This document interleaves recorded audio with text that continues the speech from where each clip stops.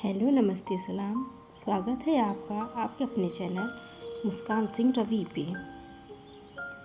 एक जंगल में एक हाथी और एक बकरी रहते थे। दोनों बहुत पक्के दोस्त थे। दोनों साथ में मिलकर हर दिन खाने की तलाश करते और साथ में ही खाते। एक दिन दोनों खाने की तलाश में अपने जंगल से बहुत दूर निकल गए। वहाँ उन्हें एक तालाब दिखाई दिया। उसी तालाब के किनारे एक बेर का पेड़ था। बेर का पेड़ देखकर हाथी और बकरी बहुत खुश हुए।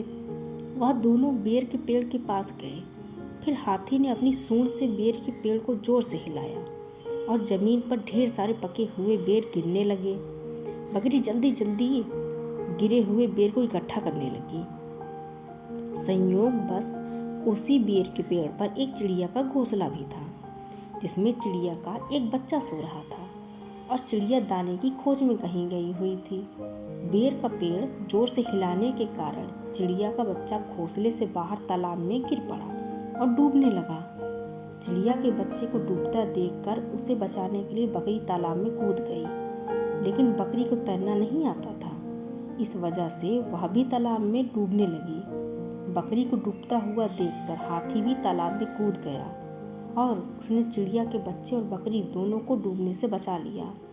इतने में चिड़िया भी वहाँ पे आ गई और वह अपने बच्चे को सही सलामत देखकर बहुत खुश हुई। उसने हाथी और बकरी को इसी तालाब और बेर के पेड़ के पास रहने के लिए कहा। तब से हाथी और बकरी भी चिड़िया के साथ उस बेर के पेड़ के पास रहने लगे। कुछ ही दिनों में चिड़िया का बच्चा बड़ा हो गया।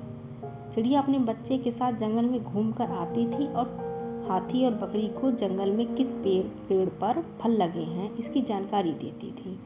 इस तरह हाथी, बकरी और चिड़िया मज़े में रहते और खाते पीते थे। अब कहानी से सीख, हमें किसी का बुरा नहीं करना चाहिए। अगर हमारी गलती से किसी को परेशानी होती है तो उस गलती को सुधारना चाहिए और मनमुटाव दूर करते हुए एक दूसरे की मदद करनी चाहिए। कहानी सुनने के लिए धन्यवाद।